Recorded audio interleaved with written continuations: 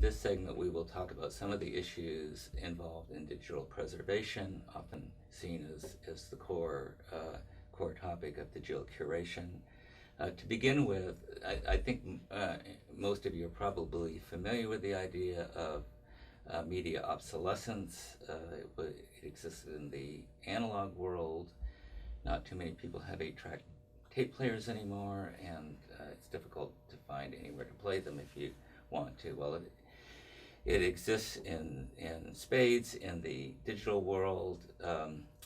Some people have likened media preservation to wrestling an octopus. As soon as you get one tentacle taken care of, another one pops up. That's pretty much how it is. I don't think we need to get into specifics too much, but there's different forms of hardware and storage. There's different platforms and different software. All of them change very, very rapidly. And so one of the issues is, how to deal with this. Typically in a digital repository, the way to do it is to migrate most of the documents or digital objects to standardized formats that have been around for a long time, preferably are not proprietary formats, and that there will be a migration path out of when the next format comes along. That at least is the hope. John, do you want to talk a little about emulation as a strategy? You've worked more with that than I have. I think we'll get to those eventually in the course. Emulation meaning having a new computer impersonate an old computer or an old environment. There's also a reinterpretation, which is a completely rebuilt artifact that somehow tries to keep the spirit of the original. But I think what Richard is getting at is no matter whether you choose migration or emulation or reinterpretation, one of the defaults that we're used to is storage, and that just doesn't work as a long-term strategy for digital culture. And I think I'm sorry, can you elaborate on that? I mean, that doesn't sound intuitive to me. It doesn't, right? Storage Because sounds like what we're after here. We're used to the idea that, a piece of parchment or photographic print is best preserved when you leave it alone. Like you stick it in a vault in cold storage, no sunlight, never touch it. Digital objects are the opposite. They need to be touched constantly. Why? Because you throw CDs on a shelf or videotape in a box, and you open it in 15 years, and all the hardware and software that was needed to run it is now obsolete. We living in a world where companies like Apple have no incentive to keep things backward compatible. They want you to buy a new iPhone, iPad every couple of years. We've got formats that we see like Flash that are at one point the default for animation and video. Within a couple of years, it plummeted because Steve Jobs says, no, I don't want that on my new shiny iPad.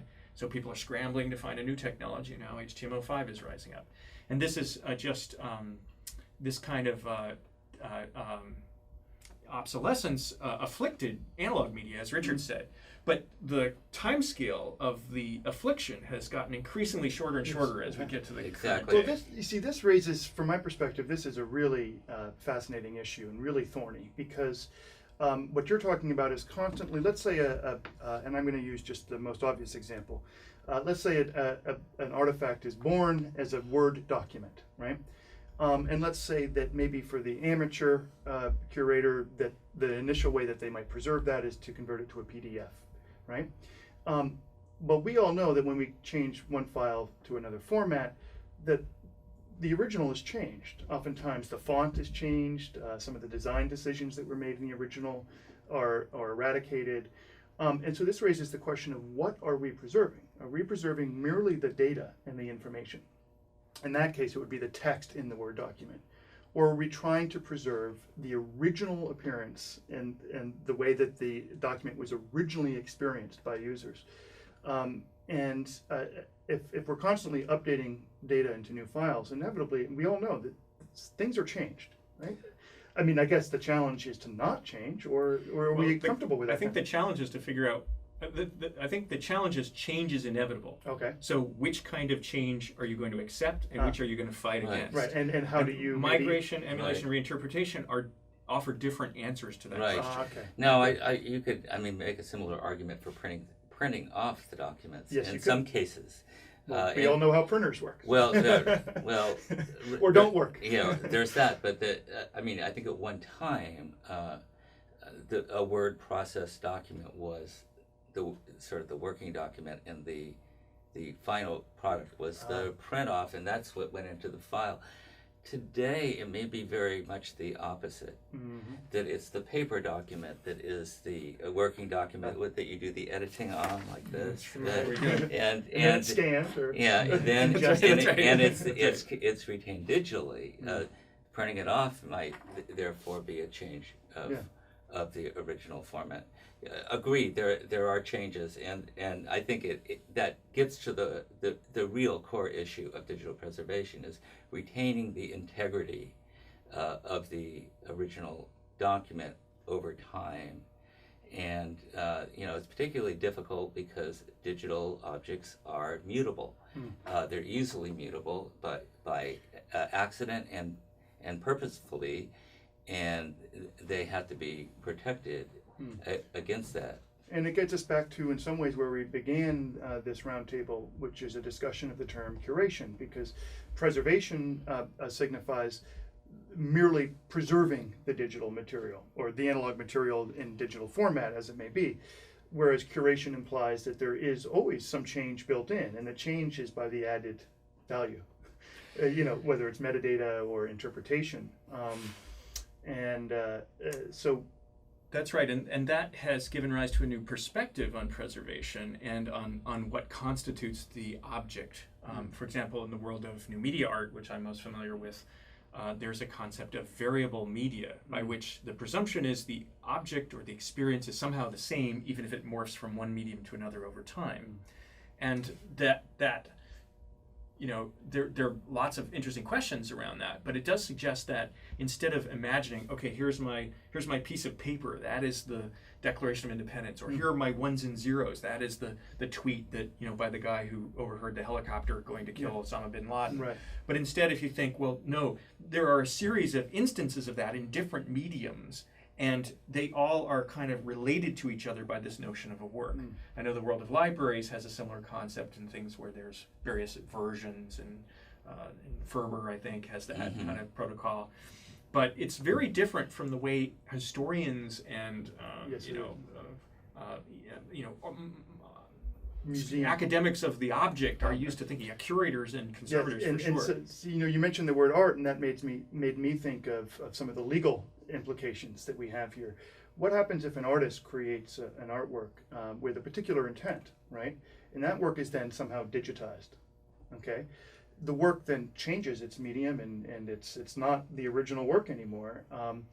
And certainly we know in the museum world there are many sort of legal ramifications associated with modifying things without permission, presenting things in different contexts than they were intended to be presented in. What are some of the other legal issues that are raised by digital curation?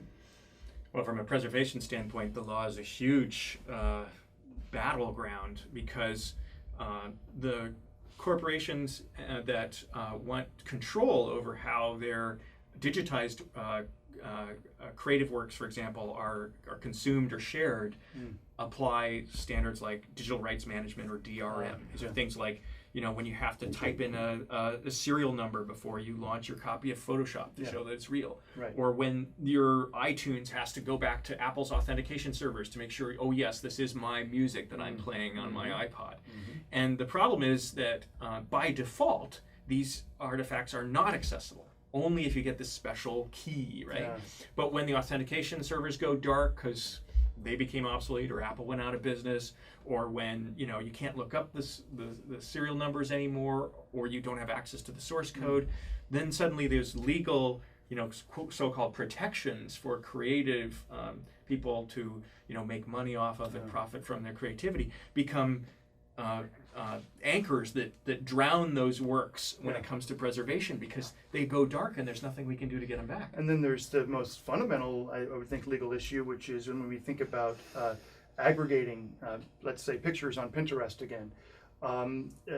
Being an art historian, I'm very familiar with the fact that many images are copyrighted, whether by the artist or by museums that own the works. And oftentimes there are massive reproduction fees associated with that. If we are increasing our tools that allow us to aggregate material, oftentimes we might unintentionally aggregate, copyrighted material into a collection. That's right. And later in this course, we'll actually look at techniques for making sure that you have the copyright. Yeah. Or as a creator or the owner of a work, making sure that others are able to share it responsibly. Right. So one question to think about after our last segment is, in terms of when we're preserving something digitally, what in fact is motivating us first and foremost? Is it to preserve the original appearance of the digital material, or is it to preserve, for instance, the original experience that one might have had of that digital artifact?